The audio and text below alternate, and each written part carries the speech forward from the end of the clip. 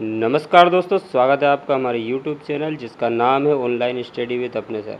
आज हम आपके लिए लेकर आए हैं पिछले 3 वर्षों के महत्वपूर्ण वैकल्पिक प्रश्न, रिक्त स्थान, एक वाक्य और सही जोड़ी।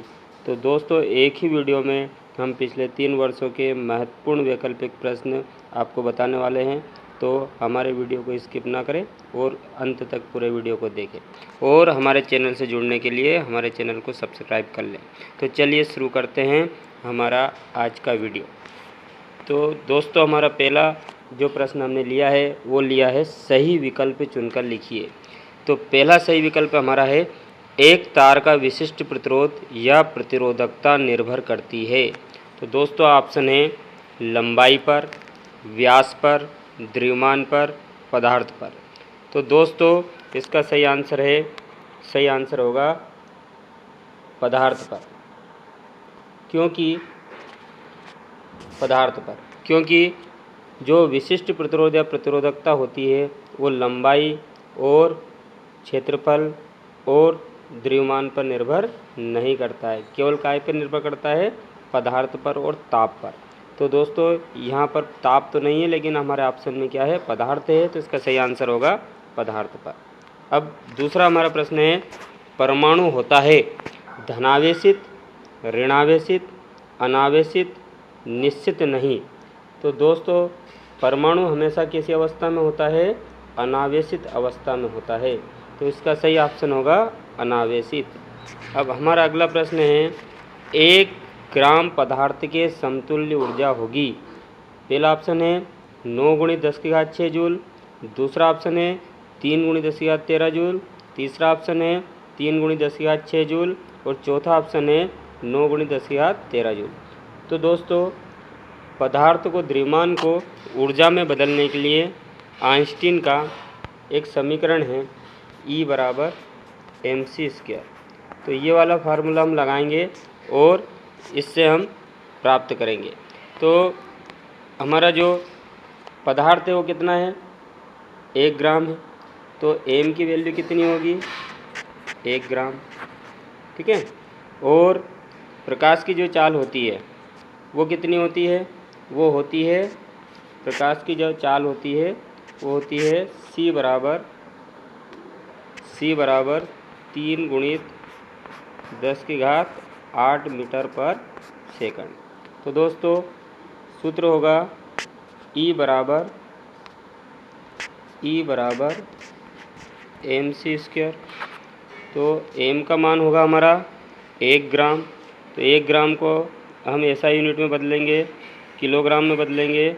तो 1 ग्राम का मतलब होता है 1/1000 किलोग्राम इंटू 3 × 10⁸ का होल वर्ग, ठीक है।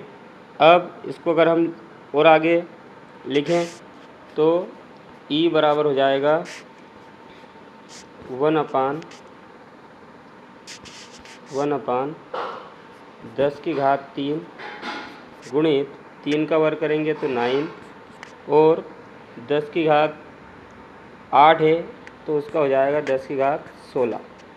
अब 3 से 16 घात में से 3 कट जाएगी तो 13 घात बचेगी। तो सही ऑप्शन हो जाएगा हमारा 9 × 10⁻13। अर्थात दोस्तों, 1 ग्राम पदार्थ में 9 × 10⁻13 जूल ऊर्जा होती है। तो इसका सही ऑप्शन होगा डी वाला। हमारा अगला प्रश्न है, पीएन संधि डायोड में अवक्षय परत में होते हैं। तो पहला ऑप्शन है इलेक्ट्रॉन, दूसरा है प्रोटॉन, तीसरा है निश्चल आयन, चौथा है गतिशील आयन। तो दोस्तों, जो अवक्षय परत होती है उसमें निश्चल आयन होते हैं, ना तो मुक्त रूप से धनावेश रहते हैं, धनायन रहते हैं, और ना ही ऋणावेश रहते हैं। अर्थात ना तो इलेक्ट्रॉन रहते हैं, ना धनावेशित चीज़ रहती है होल। अर्थात वहाँ पर क्या पाए जाते हैं, निश्चल आयन। इसका सही आंसर होगा निश्चल आयन। अगला प्रश्न है, ध्वनि तरंगों को विद्युत तरंगों में बदलकर सीधे प्रेषित नहीं किया सकता है, क्योंकि ध्वनि तरंगों को विद्युत तरंगों में बदलकर सीधे प्रेषित नहीं किया सकता है क्योंकि वे ध्वनि की चाल से गमन करती है, उनकी आवृत्ति नियत रहती है, उनके गमन करने के लिए अति उच्च लंबाई का एंटीना लेना होगा, उनकी ऊर्जा बहुत अधिक होती है। तो दोस्तों, अगर हमें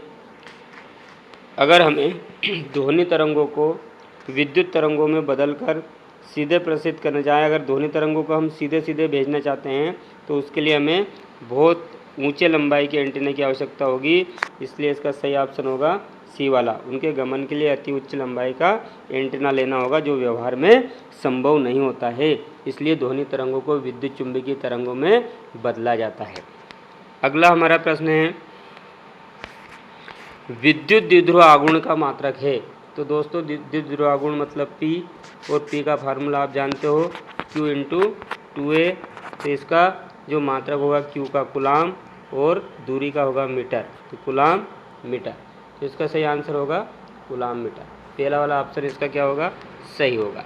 हमारा अगला प्रश्न है, तरंग सदिश को व्यक्त किया जाता है तो ओमेगा बराबर 2π/T के द्वारा, C बराबर न्यू लेमड़ा के बराबर, C बराबर λ/T के बराबर और K बराबर 2π/λ। तो तरंग सदिश जो होता है वो होता है K बराबर 2π/λ। अगला हमारा प्रश्न है, शुद्ध जल के लिए निरपेक्ष अपवर्तनांक का मान होता है। तो जो अपवर्तनांक होता है जल का वो होता है 1.33। तो दोस्तों इसका सही आंसर होगा 1.33। अगला प्रश्न है, परमाणु क्रमांक से तात्पर्य है नाभिक में उपस्थित न्यूट्रॉनों की संख्या, नाभिक में उपस्थित न्यूट्रॉनों और प्रोटॉनों की संख्या का योग, और तीसरा ऑप्शन है नाभिक में उपस्थित प्रोटॉनों की संख्या, और चौथा है उपरोक्त में से कोई नहीं। तो दोस्तों परमाणु क्रमांक जो होता है वो होता है प्रोटॉनों की संख्या। तो इसका सही ऑप्शन होगा नाभिक में उपस्थित प्रोटॉनों की संख्या, सी वाला ऑप्शन होगा। हमारा अगला प्रश्न है, एन प्रकार के अर्धचालक में पाए जाते हैं अधिक संख्यक में इलेक्ट्रॉन, अधिक संख्यक में विवर, समान संख्या में इलेक्ट्रॉन, अल्प संख्यक में इलेक्ट्रॉन। तो दोस्तों इसमें आप याद रखिएगा N4 नेगेटिव और P4 पॉजिटिव। N4 नेगेटिव से तात्पर्य अगर N प्रकार का अर्धचालक आता है तो नेगेटिव होते हैं इलेक्ट्रॉन, तो इसमें अधिक संख्या में क्या होंगे, इलेक्ट्रॉन होंगे। और अगर P प्रकार का अर्धचालक प्रश्न में पूछा जाए तो P4 पॉजिटिव, और पॉजिटिव कौन होता है, वीवर होते हैं, होल होते हैं। तो इसका आंसर अगर P प्रकार का आएगा तो वीवर होगा। तो इसमें प्रश्न में क्या पूछा गया है, इस प्रश्न में पूछा गया है N प्रकार। तो N प्रकार में N4 नेगेटिव, अर्थात नेगेटिव कौन होता है, इलेक्ट्रॉन होता है, अर्थात अधिक संख्या में क्या पाए जाते हैं इसमें, इलेक्ट्रॉन। तो ये याद करने का तरीका है N4 नेगेटिव P4 पॉजिटिव। अब हमारा अगला प्रश्न है, किस उपकरण का उपयोग वोल्टेज नियंत्रण के रूप में किया जाता है। पहला ऑप्शन है ट्रांसफार्मर, दूसरा है ट्रांजिस्टर, तीसरा है प्रकाश डायोड, चौथा है जेनर डायोड। तो दोस्तों वोल्टेज नियंत्रण के लिए जेनर डायोड का उपयोग किया जाता है। तो हमारा सही आंसर होगा जेनर डायोड। हमारा अगला प्रश्न है, ओमी प्रतिरोध है। तो ओमी प्रतिरोध है प्रकाश डायोड, दूसरा ऑप्शन ट्रांजिस्टर, तीसरा ऑप्शन संधि डायोड और चौथा है तांबे का तार। तो दोस्तों जिसमें ओम के नियम का पालन होता है उसे ओमी प्रतिरोध बोलते हैं, और ओम का नियम धातु में होता है, धातु चालकों के लिए सत्य होता है, इसलिए ओमी प्रतिरोध में होगा सही आंसर तांबे का तार। अगला प्रश्न है, संयुक्त सूक्ष्मदर्शी में नेत्रिका की फोकस दूरी अभिदृश्य की फोकस दूरी से, पहला ऑप्शन है कम होती है, दूसरा अधिक होती है, तीसरा बराबर होती है, चौथा इनमें से कोई नहीं। तो दोस्तों प्रश्नों को आप ध्यान से पढ़िए। इसमें क्या पूछा गया है, नेत्रिका की फोकस दूरी। नेत्रिका क्या होती है सूक्ष्मदर्शी में, ऊपर, और यहाँ जो रहता है नीचे लेंस रहता है वो क्या रहता है, अभिदृश्यक। तो ऊपर से जो देखते हैं नेत्रिका में वो लेंस बड़ा होता है आकार में, तो उसकी फोकस दूरी क्या होती है, अधिक होती है। तो नेत्रिका की फोकस दूरी जो है अभिदृश्यक की फोकस दूरी से अधिक होती है। तो इसका सही आंसर होगा से अधिक होती है। अगला प्रश्न है, एक प्रोटॉन में न्यूनतम आवेश होता है। तो एक प्रोटॉन में न्यूनतम आवेश कितना होगा, पहला ऑप्शन है 1.6 × 10⁻⁻6 कूलाम, दूसरा है 1.6 × 10⁻⁻10 कूलाम, तीसरा है 1.6 × 10⁻⁻19 कूलाम, और चौथा है 1.6 × 10⁻⁻23 कूलाम। तो दोस्तों एक प्रोटॉन पे जो आवेश होता है वो होता है 1.6 इंटू 10⁻⁻19 कूलम। हमारा अगला प्रश्न है, किसी कुंडली का स्वप्रेरकत्व निर्भर नहीं करता है कुंडली की लंबाई पर, कुंडली के व्यास पर, कुंडली में प्रवाहित धारा पर, कुंडली में फेरों की संख्या पर। तो दोस्तों कुंडली का जो स्वप्रेरकत्व होता है एल, उसका फार्मूला होता है μ0 n² A/L। इस सूत्र के आधार पे म्यू होता है माध्यम की चुंबकशीलता जो कि इसमें नहीं दे रखी है, ए होता है क्षेत्रफल, तो क्षेत्रफल होता है इसका वृत्ताकार कुंडली है तो πr², तो आर मतलब व्यास पर निर्भर करेगा, और लंबाई तो लंबाई पर भी निर्भर करेगा, फेरों की संख्या तो फेरों की संख्या पर भी निर्भर करेगा। क्या नहीं आया इसमें, सूत्र में धारा नहीं आती है, अर्थात वो धारा पर निर्भर नहीं करेगा, क्योंकि क्या पूछा है प्रश्न में, निर्भर नहीं करता है। तो किस पर निर्भर नहीं करेगा, तो सूत्र में कौन सी चीज़ नहीं आती है, धारा नहीं आती है, इसलिए धारा पर निर्भर नहीं करेगा। अगला प्रश्न है, ट्रांसफार्मर किस सिद्धांत पर कार्य करता है। पहला है स्वप्रेरण, दूसरा है अन्योन प्रेरण, तीसरा है विद्युत चुंबकीय प्रेरण, और इनमें से कोई नहीं। तो दोस्तों ट्रांसफार्मर जो होता है वो अन्योन प्रेरण के सिद्धांत पे कार्य करता है, तो इसका सही आंसर होगा अन्योन प्रेरण। अगला प्रश्न है, विद्युत चुंबकीय तरंग उत्पन्न होती है त्वरित आवेश से, स्थिर आवेश से, एक समान वेग से गतिमान आवेश से, या धारावाही चालक से। तो इसका सही आंसर होगा त्वरित आवेश से। तो विद्युत चुंबकीय तरंग जो होती है त्वरित आवेश से उत्पन्न होती है। अब आइए हम देखते हैं रिक्त स्थान की पूर्ति कीजिए। दोस्तों एक ही वीडियो में पिछले 3 वर्षों के वैकल्पिक प्रश्न और रिक्त स्थान, सही जोड़ी और एक वाक्य वाले प्रश्न हैं, इनका आप कारण सहित आंसर देख रहे हैं, तो वीडियो को आप पूरा देखें और पूरे 3 वर्षों के जो आईएमपी प्रश्न हैं उनको अच्छे से समझें। रिक्त स्थान, पहला है आवेश का विमीय सूत्र। तो आवेश की जो विमा होती है वो होती है AT, तो इसका सही आंसर होगा AT। तो आवेश का विमीय सूत्र हम AT भी लिख सकते हैं या m0 LTA के रूप में भी उसको लिख सकते हैं। तो आवेश की विमा पूछे तो AT और विमीय सूत्र पूछे तो m0 LTA भी हम उसको लिख सकते हैं। दूसरा है विद्युत चुंबकीय तरंगें रिक्त स्थान तरंगें होती हैं। तो दोस्तों विद्युत चुंबकीय तरंगें जो होती हैं वो अनुप्रस्थ तरंगें होती हैं। कैसी तरंगें होती हैं, वो अनुप्रस्थ तरंगें होती हैं, तो इसका सही आंसर होगा अनुप्रस्थ तरंगें। फिर अगला है प्रत्येक गतिमान कण के साथ एक तरंग संलग्न रहती है।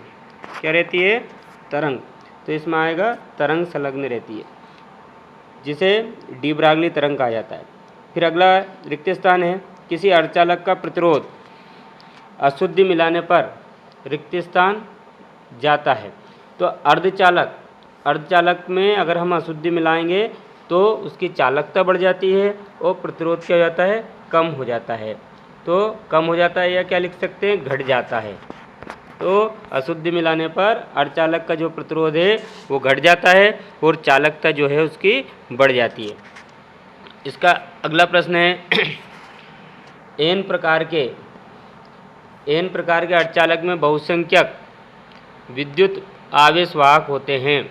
तो दोस्तों एन प्रकार में N4 नेगेटिव, तो नेगेटिव कौन होते हैं, इलेक्ट्रॉन, तो इसमें क्या आएगा, इलेक्ट्रॉन। तो बहुसंख्यक वाहक कौन होते हैं, इलेक्ट्रॉन होते हैं। अगला है धारा घनत्व का एसआई पद्धति में मात्रक। तो धारा घनत्व का एसआई मात्रक होता है, धारा घनत्व का सूत्र होता है J = I/A। तो I का हो जाएगा एम्पियर और क्षेत्रफल का हो जाएगा मीटर स्क्वायर, तो एम्पियर प्रति मीटर स्क्वायर। तो इसका एसआई पद्धति में मात्रक हो जाएगा एम्पियर प्रति मीटर स्क्वायर, एम्पियर प्रति मीटर स्क्वायर, हम इसको ऐसा भी लिख सकते हैं। अगला प्रश्न है हमारा इलेक्ट्रॉन के विशिष्ट आवेश का एसआई पद्धति में मान होता है। तो विशिष्ट आवेश जो होता है दोस्तों होता है E/m। इलेक्ट्रॉन का जो विशिष्ट आवेश होता है उसका सूत्र होता है E/m। तो E/m का अगर हम मान निकालेंगे तो वो निकलेगा 1.76 × 10⁻11 कूलाम प्रति किलोग्राम। तो इलेक्ट्रॉन का जो विशिष्ट आवेश है वो होता है 1.76 इंटू 10⁻11 कूलाम प्रति किलोग्राम। हमारा अगला प्रश्न है, हाइड्रोजन परमाणु की निम्नतम अवस्था में इलेक्ट्रॉन की जो ऊर्जा है वो रिक्त स्थान इलेक्ट्रॉन वोल्ट होती है। तो दोस्तों ये होती है -13.6 इलेक्ट्रॉन वोल्ट, -13.6 इलेक्ट्रॉन वोल्ट। अगला प्रश्न है, सिलिकॉन परमाणु की बाह्यतम कक्षा में इलेक्ट्रॉन पाए जाते हैं। तो दोस्तों सिलिकॉन जो होता है कार्बन परिवार का सदस्य और कार्बन पर जो है 14 वर्ग के तत्व होते हैं, इसलिए इनकी जो संयोजकता होती है अंतिम कोश में जो इलेक्ट्रॉन होते हैं वो कितने होते हैं, तो वो होते हैं 4। तो इसका सही आंसर होगा 4 इलेक्ट्रॉन। तो कार्बन के भी अंतिम कोश में 4 इलेक्ट्रॉन पाए जाएंगे और सिलिकॉन परमाणु की भी बाह्यतम कक्षा में कितने पाए जाएंगे, 4 इलेक्ट्रॉन। सबसे अधिक आवृत्ति की विद्युत चुंबकीय तरंगें होती है। तो सबसे अधिक आवृत्ति की जो विद्युत चुंबकीय तरंगें होगी वो होगी गामा तरंगे। कि जिसका तरंगदैर्घ्य सबसे कम उसकी जो आवृत्ति होती है वो सबसे क्या होती है, अधिक होती है। तो यह जाएगा गामा तरंगे। कौन सी तरंगे, गामा तरंगे, जिसको हम ऐसा भी लिख सकते हैं गामा तरंगे। तो गामा तरंगों की आवृत्ति सबसे अधिक होती है और इनकी जो तरंगदैर्घ्य है वो सबसे कम होती है। धारावाही परिनलिका रिक्त स्थान की भांति व्यवहार करती है। तो धारावाही परिनलिका जो है दोस्तों दंड चुंबक की भांति व्यवहार करती है। कौन से चुंबक की भांति, दंड चुंबक की भांति व्यवहार करती है। मीटर सेतु रिक्त स्थान के सिद्धांत पर आधारित होता है। तो मीटर सेतु जो है व्हीटस्टोन सेतु के सिद्धांत पर आधारित होता है। तो सही आंसर होगा व्हीटस्टोन सेतु।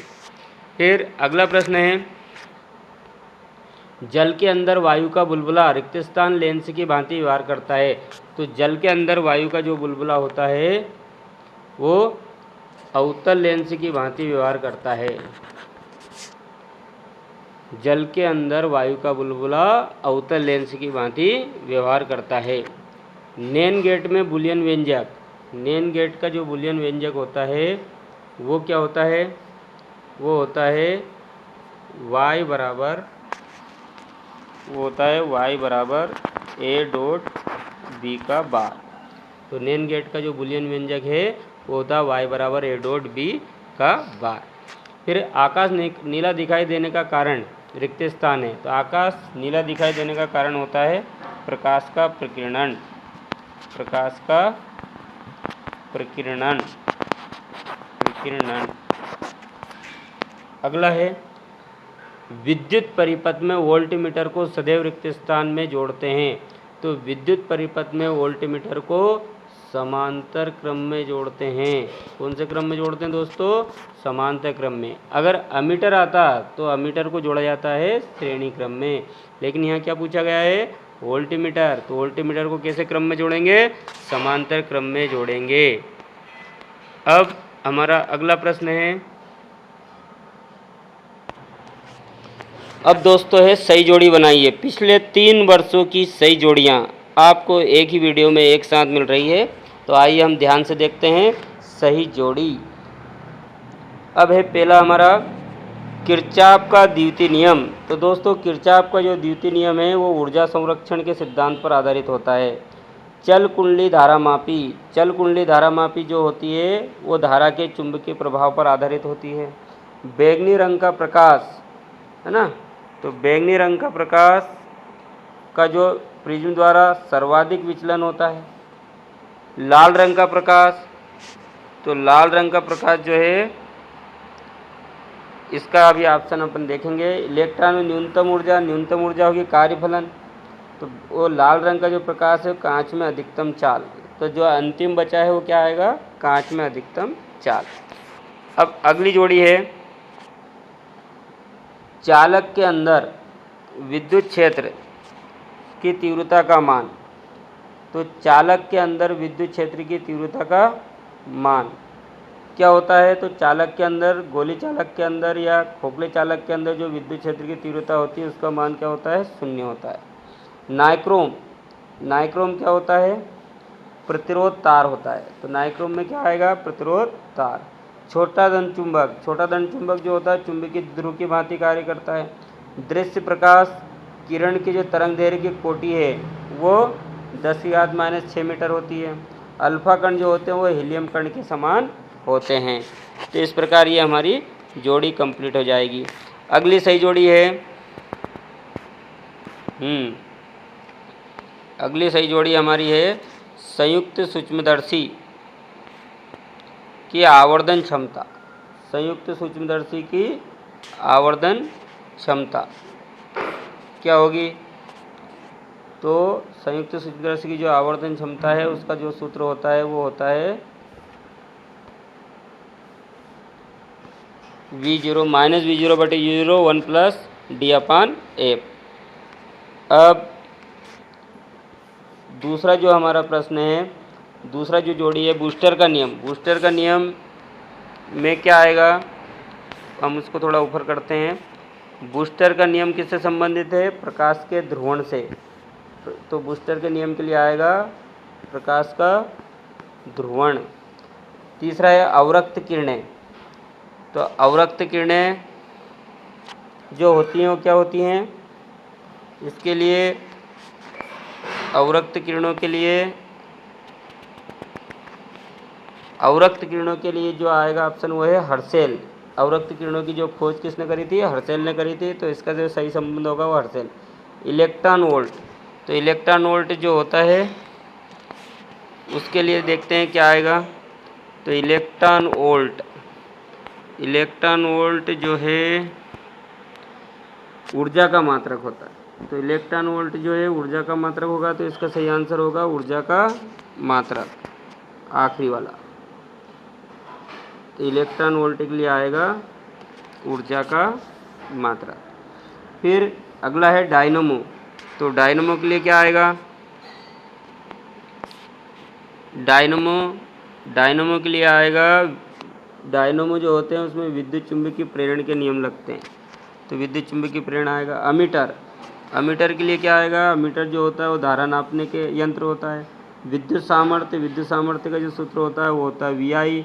विद्युत सामर्थ्य को बोला जाता है दोस्तों विद्युत शक्ति, और विद्युत शक्ति का सूत्र होता है P बराबर VI। तो इस प्रकार ये हमारी सही जोड़ी कंप्लीट हो गई। तो दोस्तों आपको हमारा वीडियो अगर अच्छा लगा तो हमारे चैनल को सब्सक्राइब अवश्य कीजिए, ताकि हम इसी प्रकार आपके लिए नए नए वीडियो डालते रहें और आप अपने ज्ञान को अपडेट करते रहें। धन्यवाद।